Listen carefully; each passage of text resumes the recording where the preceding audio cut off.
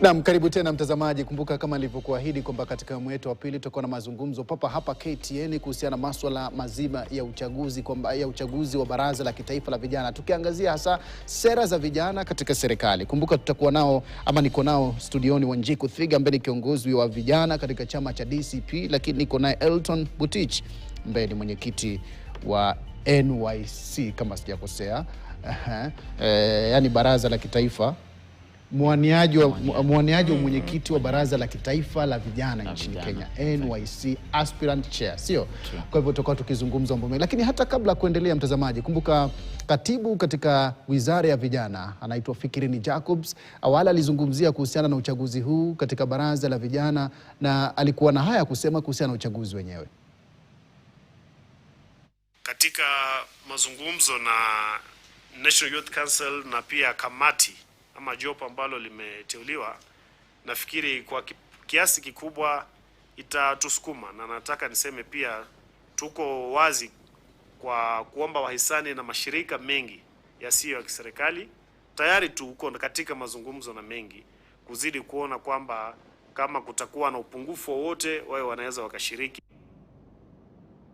Naam, ni katibu katika Wizara ya Vijana na Michezo Fikirini Jacobs akizungumzia kuhusiana na uchaguzi katika Baraza la Kitaifa la Vijana. Wengine wataliita kongamano la kitaifa la vijana, vyovyote vile. Lakini nikueleze tu kwamba mtazamaji, kwa faida ya yale ambayo tumeweza kuandaa, kwamba kumbuka katika uchaguzi huu wadi inakuwa na wanachama 6 ikijumuisha 3 wa jinsia ya kiume, lakini pia 3 wa jinsia ya kike. Katika ngazi ya eneo bunge ina wanachama 2, mmoja akiwa ni wa kiume mwingine wa kike. Na pia katika kongamano la kitaifa pia kuna kuwapo na uwakilishi huo. Kwa hivyo ni baadhi tu ya mambo ambayo tutakuwa tunazungumza hapa KTN. Uchaguzi huu umeahirishwa mtazamaji, na vijana wana mengi ya kuzungumza kuhusiana na uchaguzi huu, na nitaanza kabisa na mwenzangu hapa, dadangu kiongozi wa vijana katika chama cha DCP Wanjiku Thiga.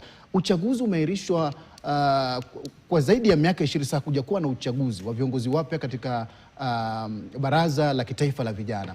Hivi nafasi ya vijana katika uwakilishi sasa tunaizungumziaje? Asante kwa nafasi hii.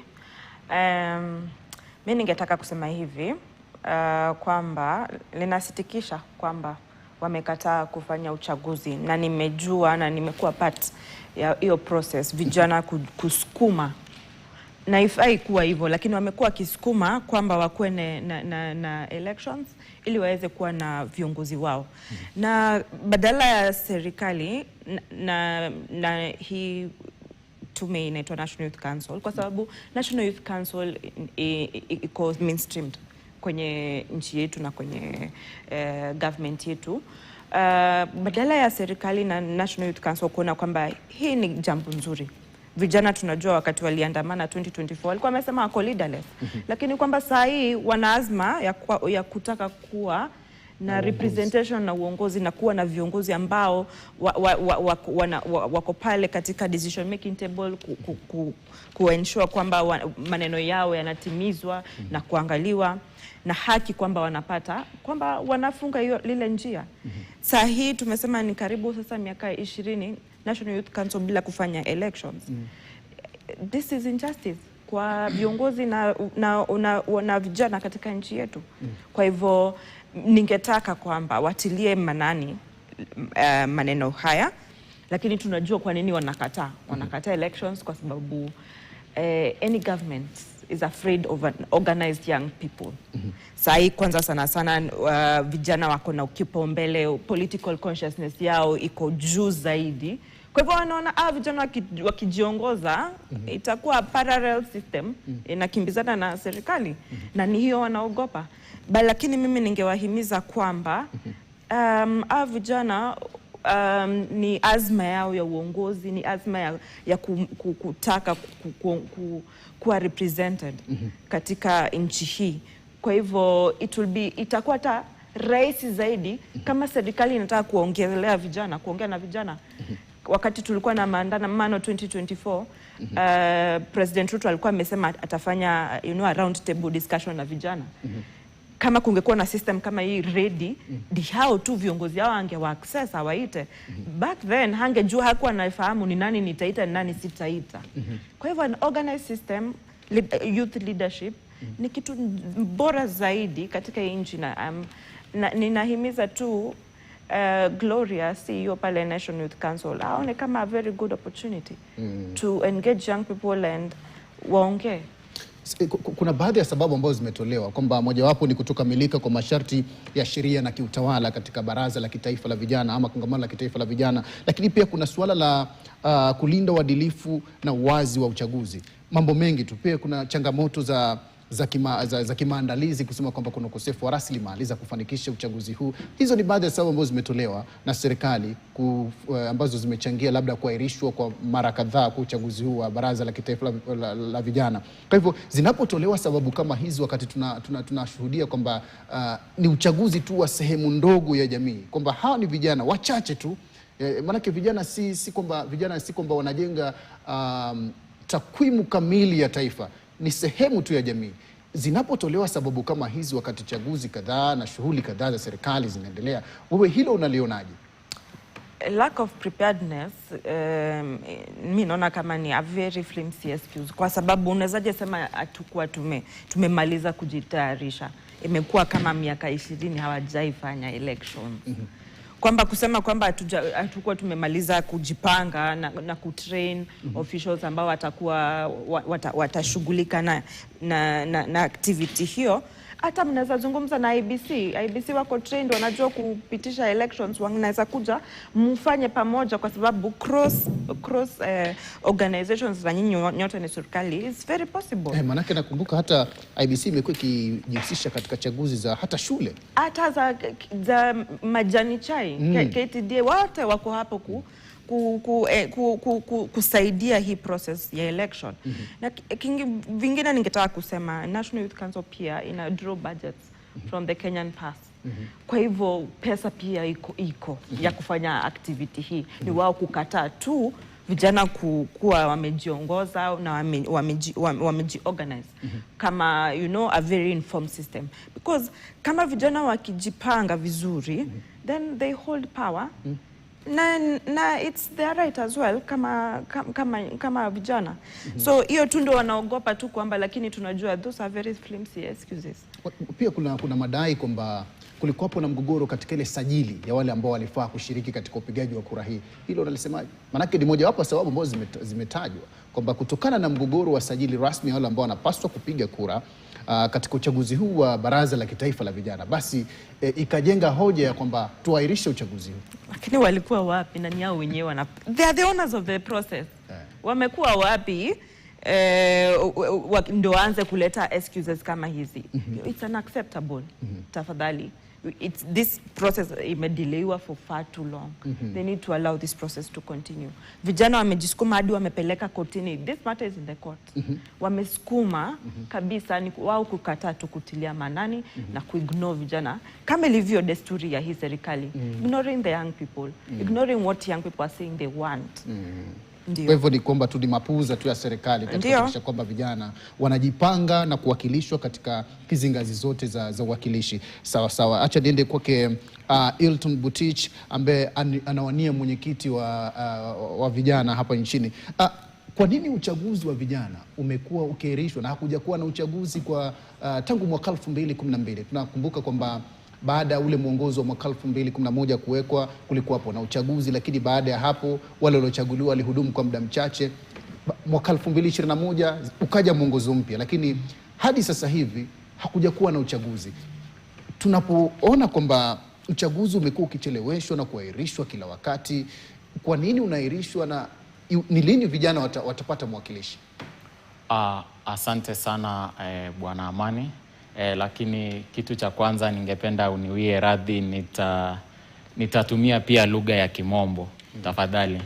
Yeah, so one of the main reasons that the young people are not well represented, if you can read the hiyo katiba ya Kenya, Act number 10 of 2009, NYC was formed as the only formidable structure to represent the young people.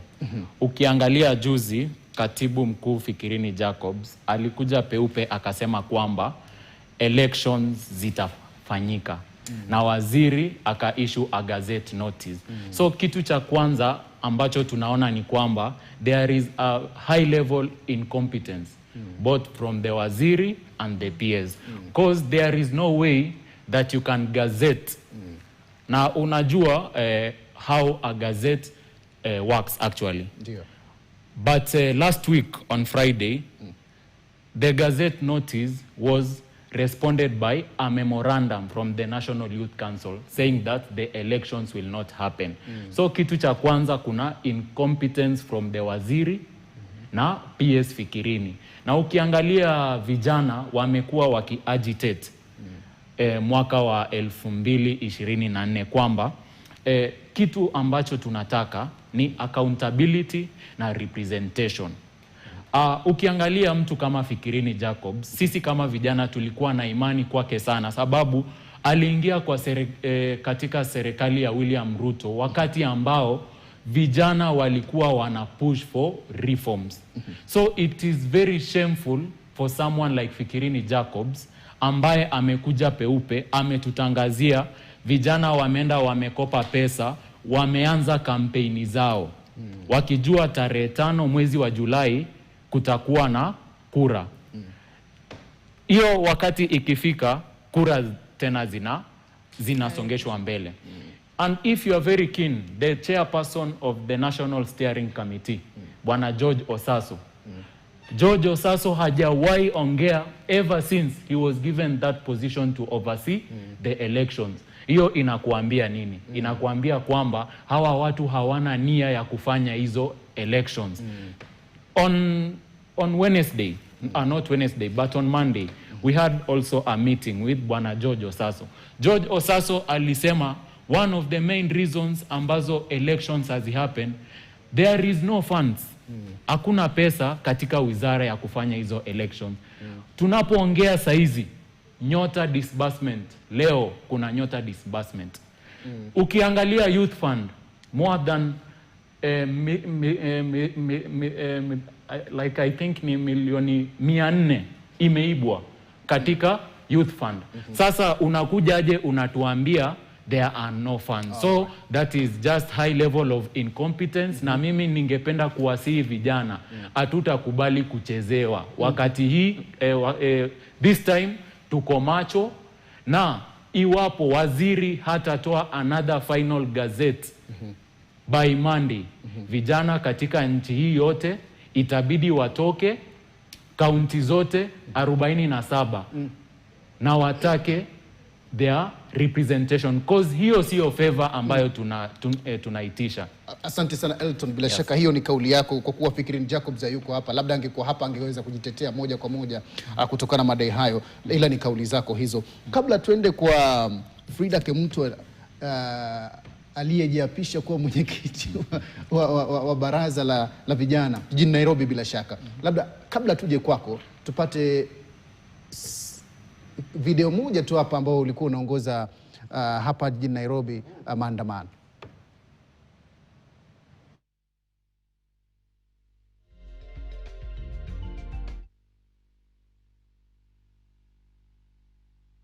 Yapisha kuwa kiongozi wa vijana katika baraza hili la vijana hapa Nairobi, akifanya shughuli yake hiyo ya kuongoza vijana. Sasa pale nafikiri ni katika ofisi za baraza la vijana kama sijakosea, hivi majuzi tu nafikiri mlikuwa mnatoa yale malalamiko kwamba kwa nini sasa uchaguzi, vitu kama hivyo na vingine, wakati tunashughulikia wakati mnasukuma ufanyike uchaguzi. Ulijiapisha kuwa kiongozi wa vijana, ulijitangaza kuwa kiongozi wa vijana hapa Nairobi. Sasa ni kwamba ule mchakato uliona kwamba bado unakawia sana, ndio maana ukaona kwamba heri uchukue uamuzi wa moja kwa moja kwamba ujitangaze kwamba mimi Kemunto Frida sasa hivi ndio kiongozi kamili wa vijana katika kaunti Nairobi. Asante kwanza Mr. Amani kwa kunipa fursa hii, na niwashukuru pia vijana wote katika nchi yetu hii ya Kenya kwa kuamua kwamba kiongozi wao ni mimi hapa Frida Kemunto, rais wa vijana wote. Taifa lote. Wa taifa lote. Si Nairobi pekee? Hapana, sio Nairobi. Ukiangalia katika mpangilio wa National Youth Council, inafaa kuwa na representation kutoka region zote, Nairobi mpaka kule Coast, Rift Valley na kadhalika. Na ukiangalia siku hiyo tuliokuwa tunaenda kujiapisha, viongozi tulikuwepo kutoka region zote Kenya mzima, na tukaenda kule kwa kwa afisa mkuu pale CEO Madam Gloria Wawira, na vijana wakaweka mchakato wao kwamba huyu ndio kiongozi ambaye tumeamua tutafanya kazi naye. Niruhusu nitumie lugha ya Kimombo. Angalia, it has been over a decade since the National Youth Council had a serving body. Na ukiangalia mwaka huu tulipoanza, kulikuwa na gazettement kwamba tutakuwa na elections. Moja kwa moja mimi na kikosi changu tumeshikana, tukaanza kampeni zetu kutoka Nairobi kuelekea Kirinyaga, kuelekea Kisumu na pande zote za nchi, Lamu, Turkana, Lodwar. Kwa ukweli tulifika pande zote. Lakini haiwezi kuwa haki kwamba tunakaribia a few hours, mida michache tu elections kwanza, kisha tunaambiwa kwamba hakutakuwa na elections. Na ukiangalia katika katiba yetu, niruhusu nijitie allow me to brag a little bit. Mimi ni mwanafunzi wa chuo kikuu cha Catholic University of Eastern Africa, ambapo nilihitimu sheria. Na ukiangalia sheria yetu ya Kenya, the Constitution of Kenya 2010, tukiangalia Article 1. Article 1 inasema kwamba the sovereign power belongs to the people of Kenya. Na ukishuka chini uangalie Article 1 sub Article 1, inasema kwamba the people may exercise their sovereign power either directly or through their democratically elected representatives. Tumekuwa na over a decade hatujapata elections, na kwa hivyo vijana waliamua huyu ndiye tutamfanya kiongozi wetu wa vijana until otherwise. So kwa hivyo kwenda mbele sasa, wenzangu kina Elton Butichi, naomba tuungane mkono, na rais yuko hapa. Ni kampeni sasa? Hapa sasa ni kazi. Sasa ni kazi. Kampeni zimekwisha. Kampeni zimekwisha, mande vijana waliamua, rais ndio huyu. Sasa tusongeshe gurudumu la maendeleo ya vijana mbele. Asante. Uchaguzi haukufanyika, ila wewe ulijitangaza na hata kujiapisha kwamba wewe ndio kiongozi wa vijana nchini. Bwana Ali, swali ni langu, nitakuja kwako. Ruhusu nimalizane na Kemto. Ulijiapisha kwamba wewe sasa ndio kiongozi wa vijana nchini. Lakini kuna sababu ambazo zimetolewa. Kwanza, rasilimali hazitoshi, lakini pia kuna ile kwa ulinda uadilifu na uwazi wa uchaguzi, kutokamilika pia kwa masharti ya kisheria, ambao ningependa sana unizungumzie haya masharti ya kisheria ni yapi. Lakini pia kuna swala la kwamba ile sajili yenyewe, kulikuwa na mgogoro ile sajili wale ambao wanapiga kura. Sababu kama hizi zinapotolewa, wewe mwenyewe unaziona zinatosha kuahirisha uchaguzi? Hapana, hazitoshi kamwe. Hazitoshi kabisa. Naomba nitumie mfano. Kama we Mr. Amani, unasema wiki ijayo nitafanya ndoa. Ukija kutoa mwaliko huo kwa wananchi, kwa kijiji chako, yamaanisha kwamba umejipanga kifedha, umejipanga kifamilia, mmeongea, mmekaa chini, mmejua hizi ndizo njia ambazo tutatumia kufanikisha shughuli hiyo, sio? So inakuwa ni vibaya sana serikali ya Kenya kusema kwamba tutakuwa na uchaguzi wa vijana alafu uchaguzi huo haufanyiki. And understand that the National Youth Council is the only formidable body that links all the youths of the Republic of Kenya straight from the sub-location level up to the national level. So kwa hii miaka yote, miaka 14 vijana tuna make approximately 75% of the interests of Kenya. Kwa hivyo kama pesa ipo ya viongozi kufanya shughuli zingine, basi pesa ya kufanya shughuli ya vijana ipatiwe kipaumbele. Na waliposema kwamba we will do the sensitization wenyewe kama hawajakuwa wakifanya, hayo ni mambo yao. Sisi wenyewe tumekuwa tukifanya sensitization on our own, tumekuwa tukieneza injili kwamba the National Youth Council election must happen, na kwa hivyo serikali kusema kwamba hawafanyi elections inakuwa kweli ni disservice kwa vijana. Na sio mimi pekee, naongelea vijana wengineo katika hizi kaunti zetu 47. Ndio. Na Elton, ulikuwa una kitu cha kuzungumzia kuhusiana na kauli ambazo zimetolewa hapa. Kitu gani ulikuwa unataka kuchangia? Lakini hata kabla ukichangia hivyo, utazungumzia kuhusu na zile sababu ambazo zimetolewa. Je, hizo sababu zinatosha jinsi ilivyomuuliza Kemto unapomjibu? Ndio, sababu zinatosha. Ni ile vijana wanaona kama hizo sababu ni excuses. Kwa hivyo nakubaliana nazo kwanza? Nakubaliana nazo kwanza. Lakini inafaa pia tuelewe kwamba Kenya is a country governed by law. And rafiki yangu hapa hivi ambaye ni mwanafunzi wa law, singependa kuona vitu zingine kama ambazo anafanya. Sababu ningependa sana Frida atuonyeshe kwamba ni kipengele gani cha katiba ambacho kinasema you are allowed to swear yourself in. Cause ukiangalia sisi kama vijana tunapigania haki za vijana. Hatupiganii haki ya mtu mmoja ama self dream ya mtu mmoja. Tunataka Kenya yote na watu wote wakuwe represented. Sababu ukiangalia katika katiba inasema kura inaanzia ward level where kuna 6 delegates. Baada ya hapo unaingia kwa constituency where we have 2 delegates who at the end of the day will elect the 8 members of the Congress. Now 8 members ndio wataamua nani ndiye maybe chairman wetu. Frida ame bypass hizi avenues zote na kuja kutuambia kwamba yeye ni chairman. So if you are very keen utaangalia, na ningependa pia hata vijana waweze kuona kwamba kuna grid pia kwa vijana sisi. Sababu sisi kama vijana tumekuwa tukipigania hawa wanasiasa wetu na kila mtu afuate katiba. Sababu Kenya, ukiangalia Kenya sio an Islamic state ama Christianity state. The only thing that we are following is the constitution. So if at all wewe ni mtu ambaye haufuati katiba, wewe hauna nafasi katika nchi hii. Sasa sisi tungependa na ningependa kuongea na vijana kwamba tukija pamoja tuseme tunataka kura hizi zifanyike. Sababu ndio mimi ni mtu wa Nairobi. Na maybe nikiamua kushikana na Frida tuta represent watu wa Nairobi, which is very okay. Lakini inafaa pia uelewe kuna kijana ambaye ako huko Turkana, kuna kijana ambaye ako huko Pwani. Na ukiangalia katiba inasema lazima pia kuwe na vijana ambao wana represent how they are constituent. So mimi ningependa kuwasihi kwamba ndio wizara imepeana some excuses ambazo they are the reasons why the elections will not happen. Lakini pia sisi tuko tayari kushikana kama vijana.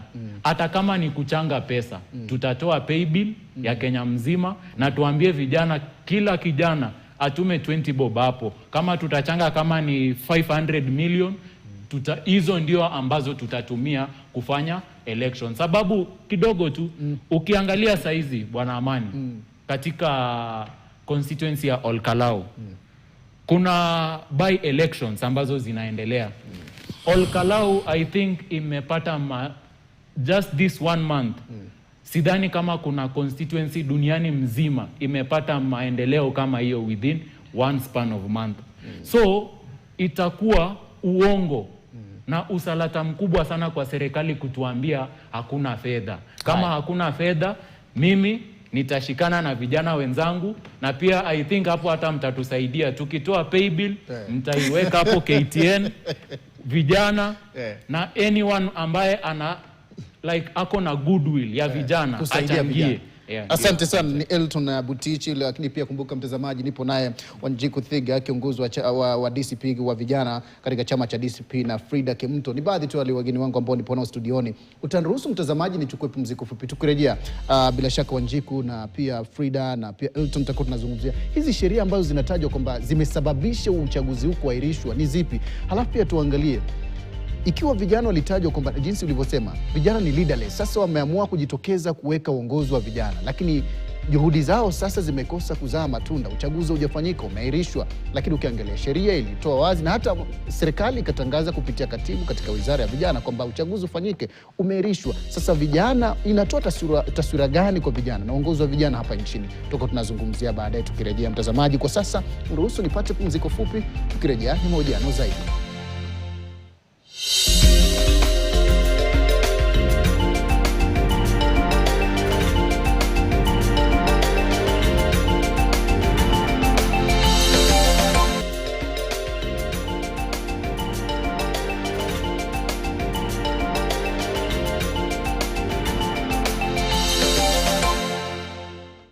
Naam, karibu tena mtazamaji katika kipindi cha Yanayojiri. Kumbuka nipo nao wageni wangu watatu hapa, Wanjiku Thiga, kiongozi wa vijana katika chama cha DCP, lakini pia Elton Buticha ambaye ni mwaniaji wa mwenyekiti wa NYC, na pia Frida Kemunto ambaye alijitangaza na hata kuapishwa kuwa kujiapisha kuwa kiongozi wa vijana nchini. Tulikuwa tunazungumza kabla ya kwenda mapumzikoni, tulikuwa na mjadala mkali hapa kuhusiana mbona ulijiapisha, imekuaje, sheria, hayo yote watakuwa wanazungumza hapa. Lakini Wanjiku Thiga, tuje kwako kwamba serikali inasema kwamba Gen Z ni leaderless. Wakati vijana nao wanajitokeza wanasema kwamba imefika wakati sasa tufanye uchaguzi. Baada ya mwaka 2012 tufanye uchaguzi, tupate vijana ambao ni viongozi wetu waweze kutuwakilisha kitaifa, waweze kuwakilisha maslahi yetu. Lakini sasa uchaguzi umeahirishwa. Wewe, uchaguzi unapoahirishwa namna hii inatoa taswira gani kwa viongozi ambao wana ari ya kupata uongozi na uwakilishi katika masuala mbalimbali ya kitaifa? Asante kwa swali hilo, na ni la maana sana kwa sababu National Youth Council ni state corporation. It's a parastatal level 3C. Inamaanisha kwamba they draw budgets from the parliamentary allocation. Na ninaangalia kwamba hii mwaka wamepewa 2026-2027 wamepatiwa 86.9 million. Kwamba kusema hakuna pesa ya uchaguzi iko ni kwamba wanataka tu wanafunga njia vijana kujipanga na organizing themselves. Lakini nashangaa mbona tufikirie kwamba serikali ama National Youth Council, this state corporation, iko na ari ya kuona vijana wamejipanga. Juzi tuliona kwamba PS wa youth, kijana kutoka Nairobi, Cecil, alikuwa aliuliwa ndani ya gari yake. This man alikuwa mpaka na time ya kuenda kabadilisha nguo ndio ende akaripoti. Hii si serikali ambayo inatakia vijana vizuri. Na let me even just alert two competitive leaders hapa kwamba kwa hayo ni madai. Ni madai kwamba, na tumeona kwamba PS Fikirini alisema kwamba he's open to investigation. Kwamba ni kitu kizuri, lakini tunaona kwamba kuna kijana alikufia ndani ya gari yake kupitia risasi, bunduki. Lakini no further actions zimefanyika. Kwa hivyo mimi kusema kama kijana katika nchi, kuna uchunguzi umefanyika, alifikishwa mahakamani mlinzi wake, akaachiliwa kwa dhamana. Sawa, lakini kwamba and we are actually happy that they are actually complying to the laws. But kuna maneno ilifanyika kwamba mtu amekufa, kuna kijana amekufia kwenye gari, they did not go straight to the police station, they had time kwenda kujipanga vile watasema. Lakini mbona tungoje na tudhanie kwamba hii ni serikali ambayo iko na ari ya vijana? Kwamba okay, tunaweza sema kwamba state corporation NYC labda ilienda pale bunge kasema tungetaka further allocation ya kufanya elections. Vile hawa vijana wamesema kwamba ipewe kipaumbele basi. I don't know how much budgets elections are at NYC they cost. Kwamba imekuwa kama miaka 13-14 since they have done elections, so they must have a budget. Na mbona hii haijapewa kipaumbele? Kumaanisha serikali itaki vijana wajipange. Hawataki wawe na viongozi. Hawataki wajipange. Na tukiwa 2024 nimesema young people said they are leaderless, but now young people wametaka kuwa na viongozi, na kuna viongozi ambao wamejitokea, wamesimama kutoka pale ward kupanda hadi jumba ka national.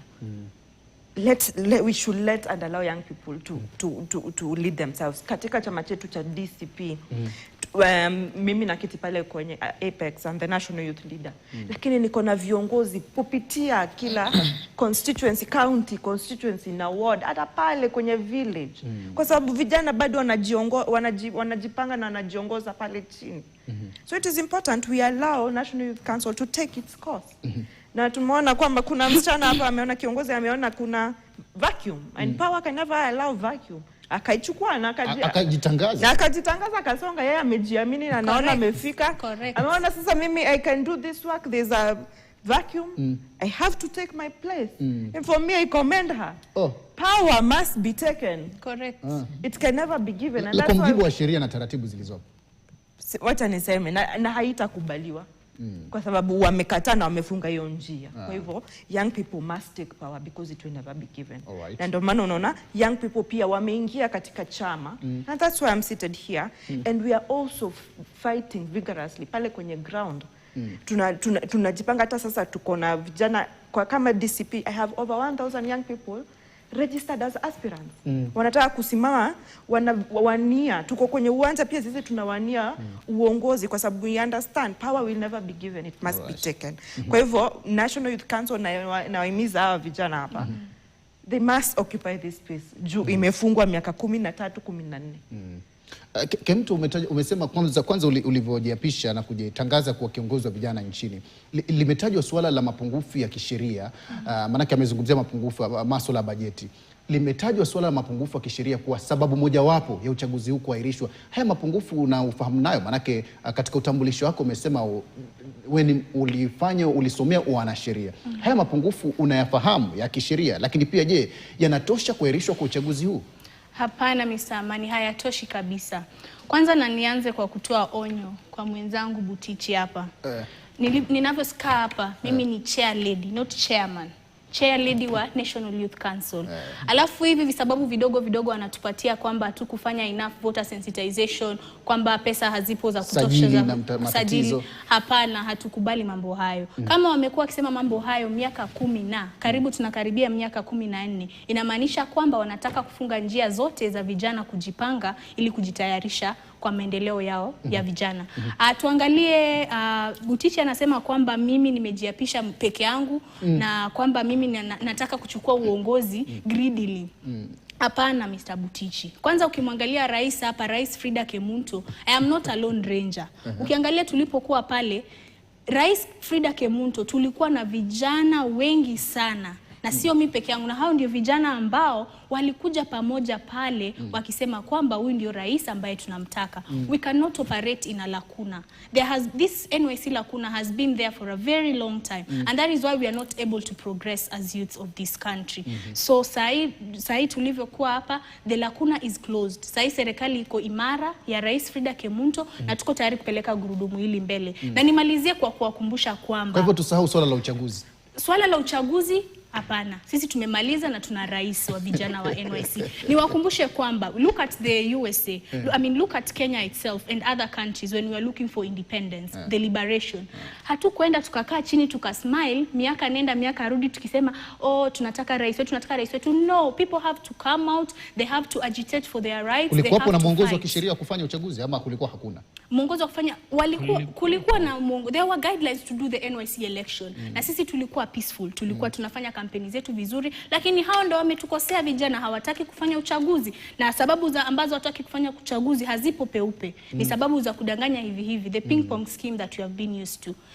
And it is not easy for us to have unity if we don't have a structure and a leadership that is working for us. Na hiyo lakuna NYC tumefunga kabisa. Kuanzia sasa Butichi, niongeleshe kama rais wa vijana wa NYC tafadhali. Butichi, Kemto tukizungumza chini ya maji alikuwa anasema kwamba ulikuwa miongoni mwa wale ambao mlifika pale katika ofisi za NYC. Obviously ni swala ambalo tutakuwa tunalizungumzia hapo baadaye, lakini vijana wote wa taifa walihusishwa kikamilifu katika masuala haya ya uchaguzi kabla hata ya kuahirishwa. Manake moja hapo ni kwamba hakukuwa na ushirikishwaji wa vijana wote kwa 100% ama hata kwa 1% ambayo ingeweza kufanyika kwa uchaguzi huu. Butichi. Actually that is very true, because you see the National Youth Council only had 11 days za kuambia vijana National Youth Council ni nini. Na ukiangalia hizo 11 days ilikuwa online peke yake. From saa 8 hadi saa 9:30. Pia ukiangalia kuna wale watu ambao hawana simu, for example. Kulingana na mimi unaona kwamba sio asilimia kubwa sana haikuhusishwa. So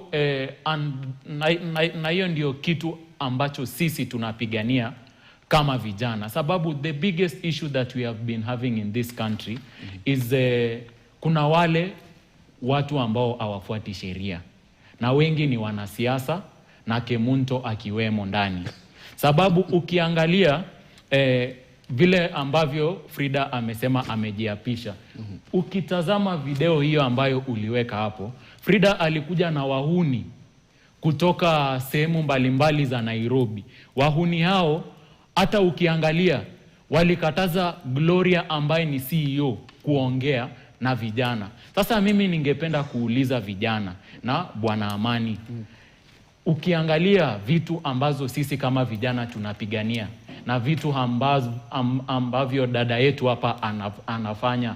Je, kuna tofauti na hawa wanasiasa ambao vijana walipigania mwaka wa 2024? Utagundua hakuna tofauti, sababu sisi kitu ambacho tunataka ni kila mtu afuate katiba, na hiyo ndio jukumu ambalo mimi nimechukua. Na tukianza nilisema kwamba William Samoei Ruto ambaye ni rais wetu alipea Salim Mvurya kazi na PS Fikirini sababu NYC iko under their state department and the ministry in its entirety. Sasa iwapo hizi elections hazitafanyika, meaning kuna mtu ambaye amelala kazini.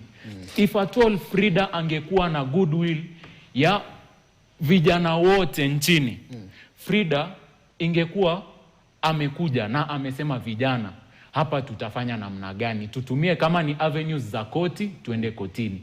Frida hajawahi enda kotini. Kufikia sasa kuna kesi imewasilishwa mahakamani? Sisi kama vijana tumewasilisha kesi. Kama vijana, sio kama Frida.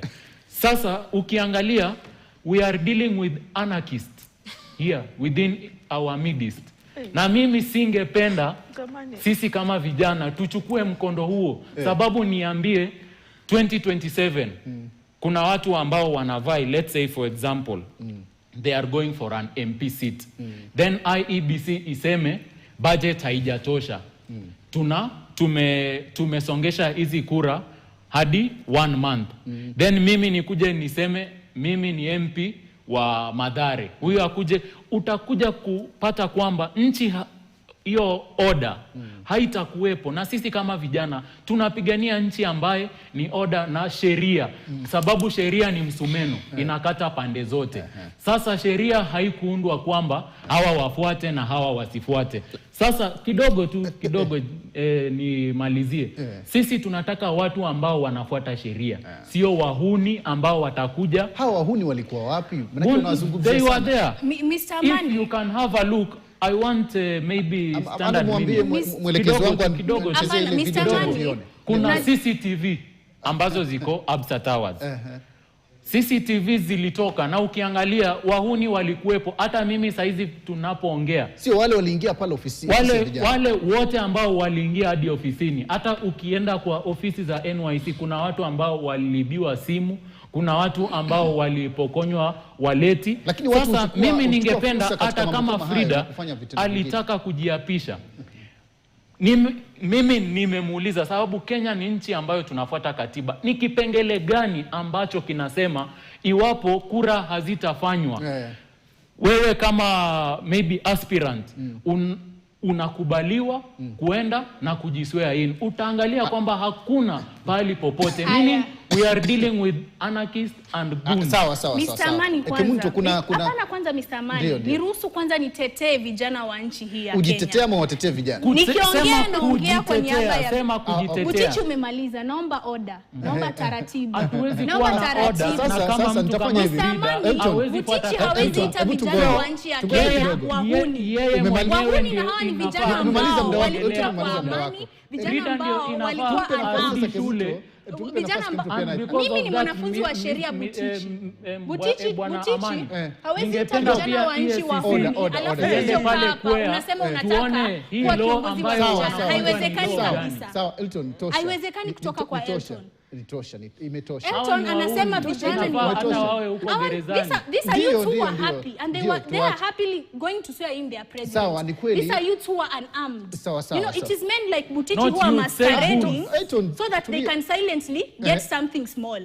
That's why they are defending, they are saying that the reasons were enough for elections not to be conducted. Ndio maana yeye na afisa mtendaji pale Absa wanaita vijana wa nchi ya Kenya wahuni. Naomba mtumie hata ChatGPT muone maana ya wahuni.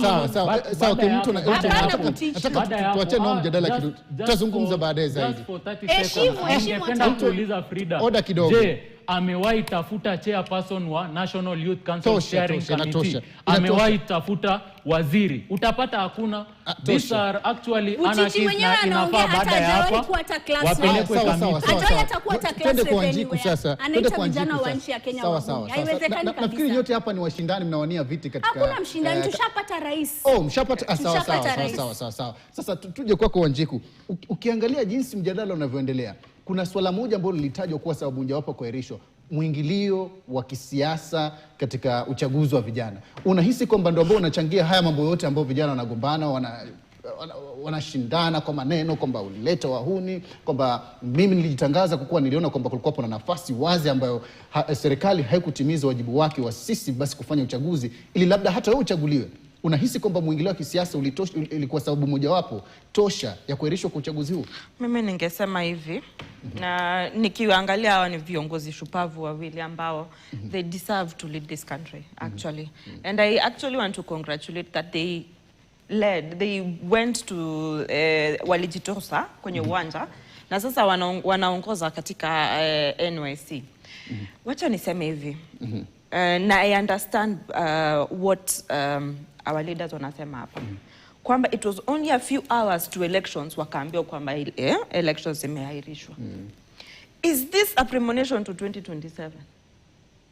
How sure are we that we're even going to Is this a premonition of 2027 that wanatoka tu wanasema kwamba hatuna budget, kwamba hakuna budget ya elections? And what is happening right now is something that might happen in 2027. Kwamba at sasa elections are postponed, the country will go into chaos. What you're seeing right now is chaos. And these are the things that saa hii kama mtu ako kwenye chama anaangalia what is the government communicating right now. Is this some games that they want to play? Elton amezungumzia Olkalao na amesema kwamba ile pesa imemwaga Olkalao. I can say over 10 billion of projects. 10 billion of projects na ilizungumziwa kwenye TV. Unaweza kuthibitisha? It was reported on Citizen, I remember, at night. Over 10 billion of projects zimewekwa kwenye pale Olkalao. Na hii ni kuonyesha kujaribu ku-rig system, na ndio hiyo wana rig system ya NYC. Na ndio maana sasa hivi vijana, na unaona ni washupavu na wanasukuma kabisa, wanajaribu kuhakikisha kwamba this will not go on forever. Like if it's not now, it must be now. Olkalao kumeka up to 10 billion Kenya shillings ile ku-rig to ile system, and we are seeing a lot of electoral fraud ongoing. But we are not seeing, institutions stepping up, IBC stepping up na kuzungumzia hii maneno. So ni nani wanazungumzia NYC kwa sahi? We haven't seen any MP, and we have very many young MPs in parliament. Sijaona yeyote akizungumzia kuahirishwa kwa elections ya vijana. Mbona is state silencing our MPs, our young MPs pale kwenye bunge? Because they should be, because sababu National Youth Council was mainstream juu ilipelekwa juu kitambo, because these are the systems that grew me.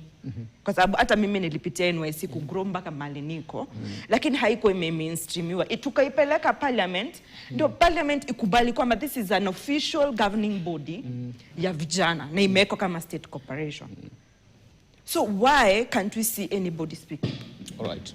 Right now. And ndo nimekuambia isa hii tunafaa kuwa makini sana what's happening with NYC, na tunajiuliza kwamba is it a premonition for 2027? Because we cannot have that. Wanasema kwamba they were not well prepared. Will ABC be well prepared by 2027? Will the budgets be there? Because sahi hapa inasemekana kwamba kuna budget. Will the budgets be there? Sasa juzi tumeona kwamba ABC imeanua voter register. Walipost ukweli walisema wanasafisha. Lakini mnasafishaje? It is even actually in the laws. Unasafishaje voter register a week to by-elections? And usually you're supposed to use any by-election, you're supposed to use the 2022 voter register. So mbona sahi imeanuliwa only a week to Olkalao by-elections? There are things that are not happening well in this country. And I am joining these young leaders hapa. Kusema kwamba kuahirishwa kwa election. Wote wawili wanasema kuahirishwa kwa election ilikuwa vibaya sana. Na ndio maana unaona sasa kuna mmoja anaona we cannot allow and tolerate. Yeye ameingia na akachukua space yake. Ule mwingine anasema hapana, kama vijana lazima tupitie na tutumie our laws no, so that we cannot become what we are seeing outside there. Because tuliona baba kwamba pia yeye alijepisha na Elton anasema we shouldn't do that. We shouldn't repeat what we are seeing outside there. But Kemunto here is valid. There's a space and there's a vacuum, and no power will ever be given. Even Uhuru Kenyatta himself, president, said that. Power must be taken. Sasa Kemunto, nikija kwako tena, serikali sasa ifanyeje ili kurejesha imani ya vijana katika taifa la Kenya? Maana tuseme tayari uchaguzi tayari umeahirishwa, kulikuwa matukio haya yalitokea, waliojiapisha, wanaopinga.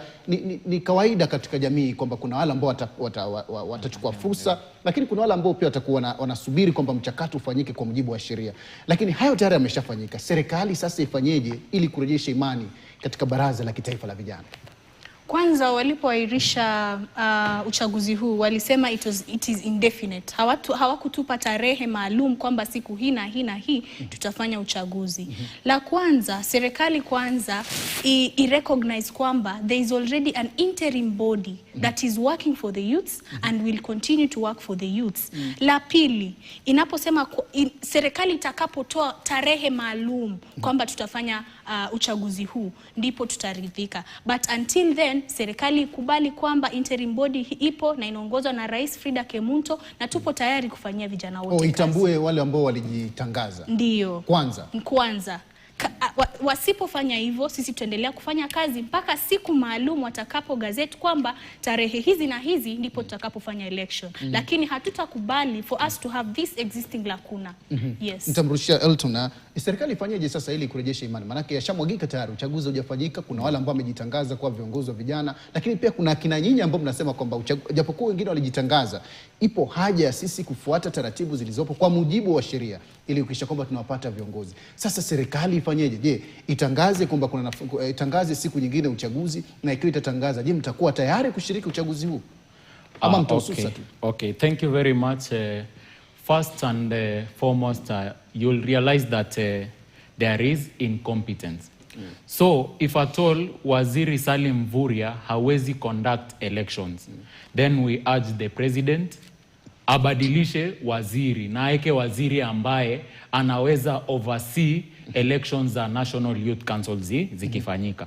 Haya, kuna pia PS, sababu all the dockets ukiangalia for NYC elections to happen, there is a steering committee where iko led na waziri na PS, Gloria, now other stakeholders, interior and etc.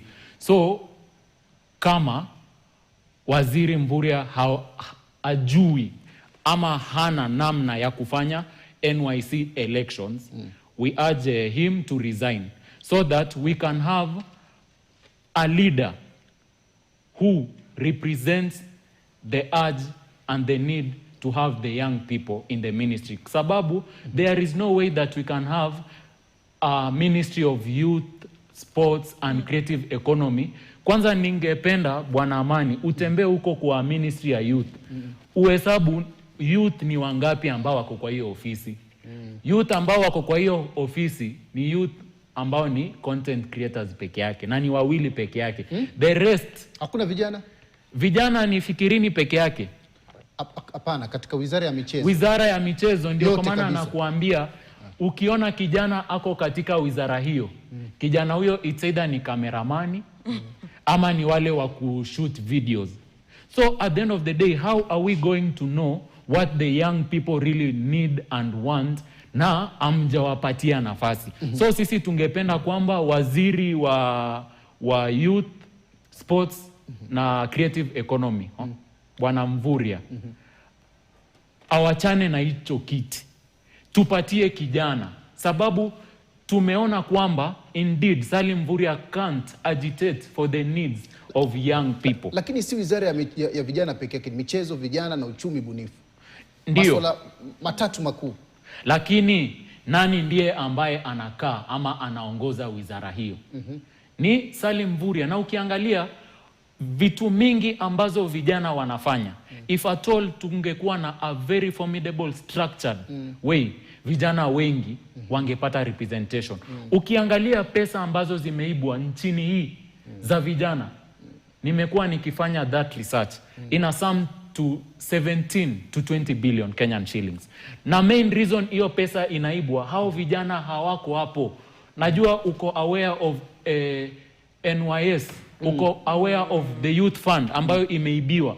Na hizo ndio reasons ambazo sisi kama vijana tuna conclude waziri huyu hataki hizi kura zifanywe, ndiposa waibe pesa hizo. Sasa sisi hayo ni madai yetu kama vijana. Na mimi nikiwa hapa naongelea vijana wa nchi nzima.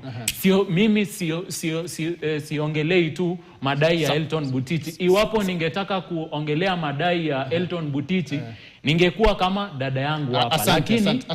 Asante Elton Buttichi. Bila shaka mtazamaji, ni kikao ambacho kinaendelea hapa KTN. Toka tunazungumzia masuala mazima haya uchaguzi wa Baraza la Kitaifa la Vijana NYC. Lakini tukirejea sasa tutakuwa tunaangalia baraza hili linajumuisha wanachama wangapi?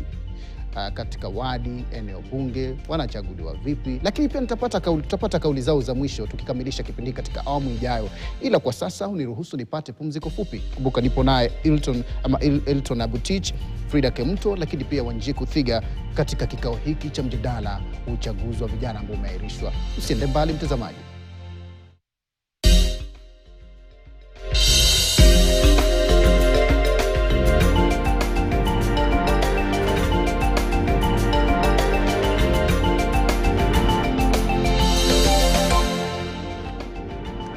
Naam, karibu tena mtazamaji katika awamu yetu ya mwisho yanayojiri katika mjadala huu wa uchaguzi wa vijana katika Baraza la Kitaifa la Vijana. Wengine wanaita kongamano la kitaifa la vijana, unavyopenda tu. Wanjiku Thiga ni kiongozi wa vijana katika chama cha DCP, lakini Elton Buttichi ambaye ni mwaniaji mwenyekiti, na Frida Kemunto aliyejitangaza kuwa kiongozi ama rais wa vijana nchini. Tunazungumzia masuala haya katika awamu yetu ya mwisho. Sasa nije kwako moja kwa moja Elton, tuzungumzie swala hili la vijana, uchaguzi wa vijana.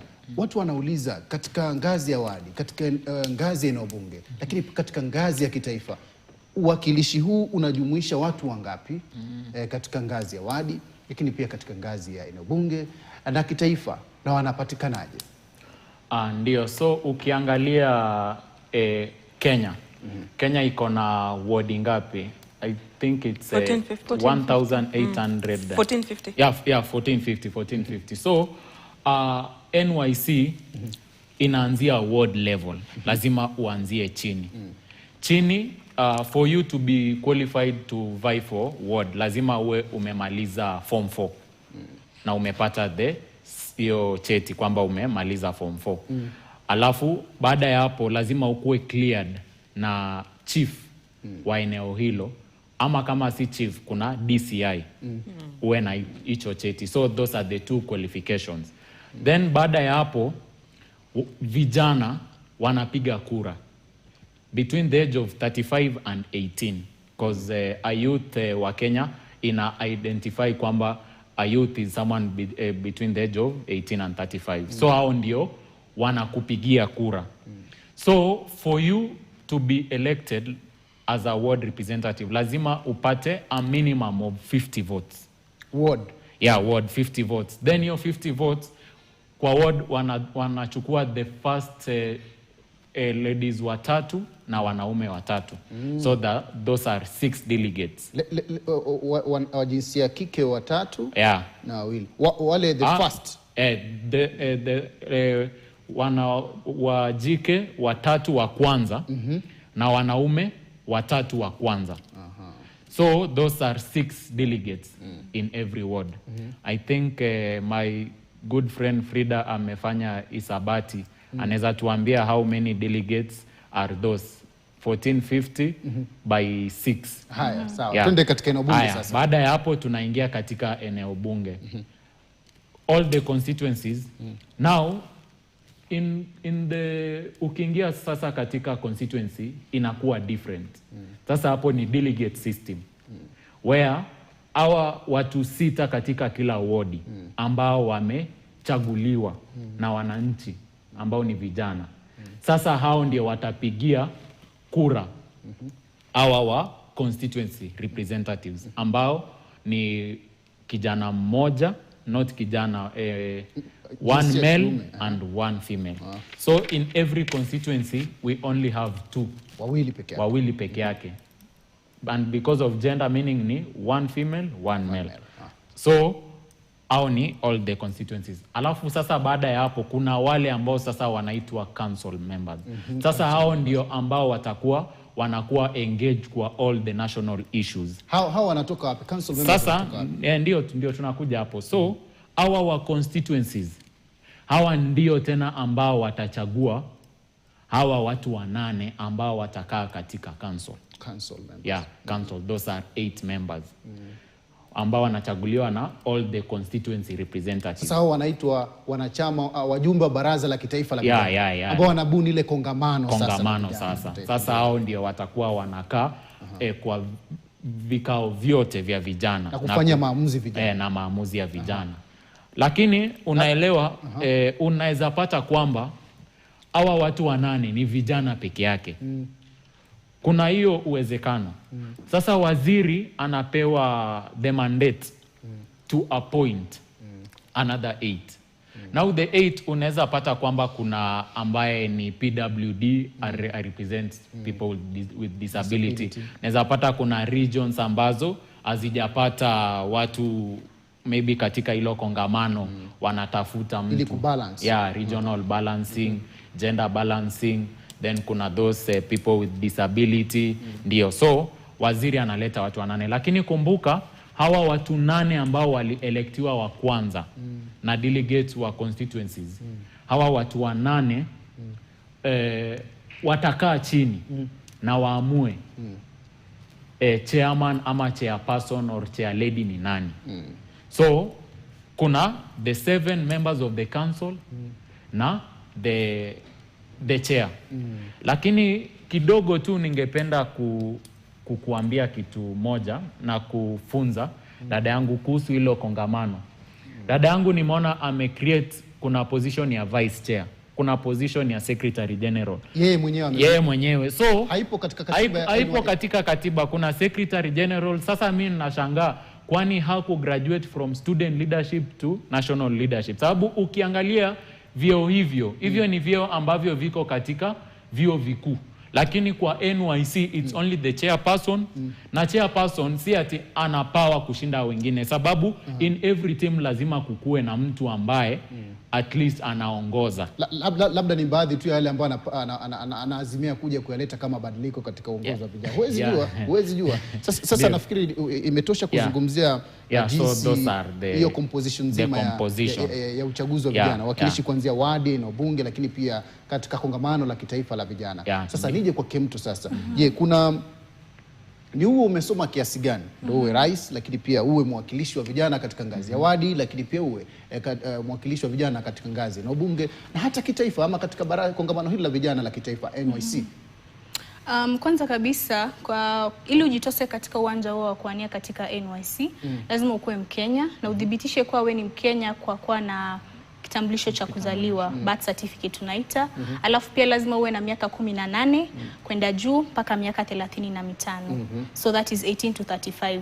Na ninapoketi hapa sijui kama afisa mtendaji wetu na buticha wanavyoonekana kweli kama wako chini ya miaka 35, lakini kama vijana tutathibitisha hayo. Haya, ukiondoka hapo lazima uwe na cheti chako cha chuo cha KCSE certificate. Shule ya upili. Ndio. Alafu uwe pia na... Wewe umepata grade gani ama haina haja ya grade? Bora tu una cheti. Cheti tu. Lakini pia lazima najua viongozi wote tunajaribu darasani. So lazima uwe na cheti na najua viongozi wote wamepita isipokuwa some of the men who are masquerading huenda. Alafu pia lazima uwe na recommendation letter na pia ukuwe umethibitisha the nomination procedure. Recommendation letter kutoka wapi? Kwa chief maybe na pia katika the other institutions of the other levels below that. Alafu pia uwe a registered voter. Registered voter in your ward ama in that constituency. Alafu pia uzingatie chapter 6 of the Constitution of Kenya which largely speaks of leadership and integrity. So kuna mambo ya public policy hapo chini, trust and all that. We see if you have met that. Na DCI, EACC, CRB, hayo mambo yote. Haya, alafu pia ukija upande wa chairperson ndio hapo unaongeza kitu kidogo. Naona mwenzangu anajaribu kurusha mishale lakini imegonga mwamba. Anasema kwanza huja graduate na hauna degree. haelewi kwamba degree ni umesoma darasani ukakamilisha na ukakuwa cleared. Ni aibu sana mwanafunzi kutoka the University of Nairobi haelewi kwamba ukimaliza degree yako, na mimi nimemaliza degree yangu ya wanasheria pale Catholic University of Eastern Africa. Graduation is just but a ceremony. Anyway, niatilie hayo kando. So largely that. Lakini una recommendation letter? Ndio. Sawa. Ndio. Asante. Haya, tuje kwa dadangu hapa Wanjiku. Sasa haya yote yameshafanyika. Uchaguzi hujafanyika. Vijana ulivyoona hapa Kemto na pia Elton wamegombana hapa hadharani. Ina maana kwamba kuna mambo yanakoseka. Sasa tufanyeje sasa? Maanake kiukweli uchaguzi haukufanyika. Wamejitangaza, wengine wanapinga. Sasa tufanyeje sasa? Maanake vijana mwisho wa siku ni wapate uwakilishi. Ndio. Tusipopata uwakilishi wa vijana, bado ile kauli ya kwamba vijana ni viongozi wa kesho itaendelea. Na unajua vijana siku hizi wanasema kwamba sisi ni viongozi wa leo, sasa hivi, na kama sasa hivi ni leo. Yeah. Tufanyeje sasa? Mimi nasimama na my aggrieved fellow leaders here. Na kwanza, what are our next steps? Na ningewashauri kwamba tufuatilie hizi kwanza sana maanani. Kwanza tu monitor legal compliance. Was that kenye walifanya kuahirisha elections few hours to it, was it right? Was it right? Because this is now how you can hold them accountable. Number 2, kwamba muitishe a revised election timetable. Ndio mjipange pia kuelewa kwamba wameahirisha sahi. Sasa tunataka a new revised timetable na kwamba round hii they must comply. Namba ya 3 ni kuelewa kwamba is the election funding, is it available at the moment? Na kama ziko, will they be available kwa hiyo siku watakuwa wamehairisha? Ili wapate uhakika sasa wanapokubali kufanya uchaguzi siku nyingine. Ndio. You see, it's very unfortunate to bank on the unpaid labor of young people. Have viongozi wametumia wakati, pesa, rasilimali kufanya campaigns zao. Na campaigns are very rigorous. They drain you not only financially but hata emotionally. Ndio. Kwa hivyo it is important that this country it stops taking young people for granted. It must, na lazima, na kwamba ni kuonyesha hata wakati tumeenda maandamano kwamba serikali bado isikizi vijana. Kwa hivyo tuko na katibu mkuu na tuko na ma-PSS ambao wana serve vijana. Wa understand kwamba kila siku akiamka this is the community I'm serving. Vijana tumeleta malalamishi yetu hapa. We need to see fast, a really fast organized way of how they're going to handle maneno ya National Youth Council. Okay. This is a powerful system that can represent young people from the world level mpaka national. Kama tunataka kweli kusuluhisha shida za vijana, let's get the leadership right first.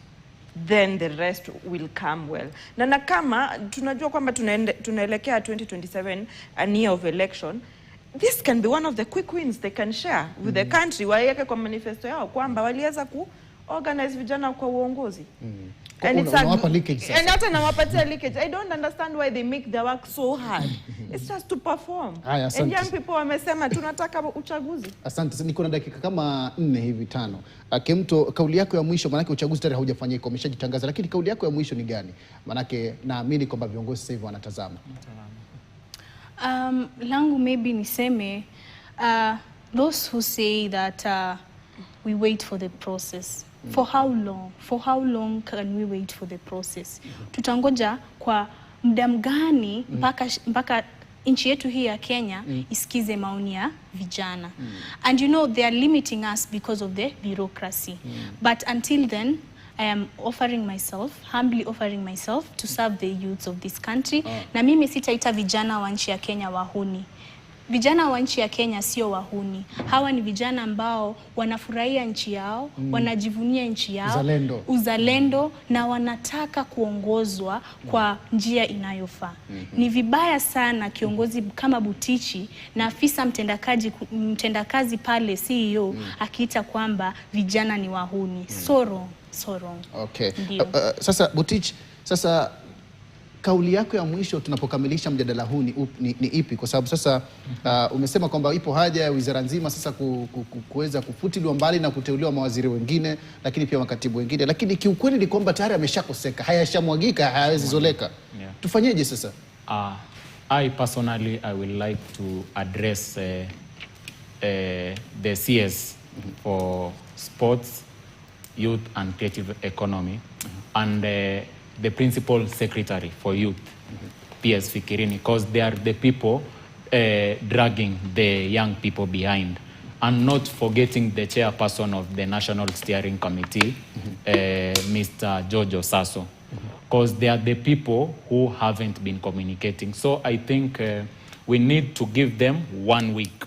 That 1 week, the CS should issue another gazette notice kwamba elections itafanyika lini. Watangaze siku ya elections. Alafu pia chair wa National Steering Committee ambaye nimekwambia hajawahi ongea. Hata nashangaa anakula mshahara aje, sababu hiyo ni kama kuharibu pesa za wananchi. Pia chairperson wa National Steering Committee akuje atuambie kwamba tumepata pesa na siku ambayo tutafanya elections ni hii na hii. Mpo tayari sasa kwenda kuchagua? Yeah, so that watu sasa, though it will be a mess, sababu kuna watu ambao wamekuwa wakikampaign, kama rafiki yangu Frida najua pia kuna hayo machungu ambapo umetumia pesa ukitembea ukifanya maybe civic education, so that saizi na vijana pia wakue rada. Mimi ningependa kuambia vijana wote katika all the 47 counties and all the corners of this country, pia wajitokeze na waseme sisi tunataka uongozi. Sababu if you are very keen, there is no anybody ambayo ina nurture leaders. It's only National Youth Council that can nurture leaders. Sababu ukiangalia katika universities, squeezy waliingiza that delegate system. I'm sure you know it's the dual bill, whereby the young people cannot elect their leaders directly. So university squeezy, it rarely produces leaders. So NYC is the only body ambayo inaweza nurture leaders. So mimi ningependa kuita kila mtu on board, all the stakeholders, be it the members of county assembly, members of the National Assembly. This is the right opportunity to bridge the gap between the young people and the older generation, to bridge the gap between the youth and the government. Sababu ukiangalia the biggest challenge that we have in this country is communication. Because communication is everything. So if at all National Youth Council itafanywa na elections ziwepo, meaning kutakuwa na rightful channels za communication. So mimi I think waziri anatazama, PS Fikirini anatazama, na najua kila mtu anatazama, so that like tukue na kitu, at least by Monday vijana wapate suluhisho. Asante. Asante sana. Bila shaka kitu ambacho tunachukua hapa ni kwamba serikali wajibike, ikiwezekana watangaze tarehe ya uchaguzi ambapo vijana sasa wajitose katika kampeni zao na kuhakikisha kwamba wanachagua viongozi wao. Lakini pia kitu ambacho pia mmeweza kusisitiza sana ni kwamba vijana hawataki kuwa viongozi wa kesho, ni leo, kwamba uchaguzi unapofanyika tuwapate viongozi wetu wa vijana waanze kutuwakilisha katika ngazi ya kitaifa, ngazi ya wadi na bunge, ili maslahi ya vijana yaweze kujumuishwa katika mchakato mzima wa kuliendeleza taifa. Ni baadhi ya zile kauli ambazo nimezichukua hapa.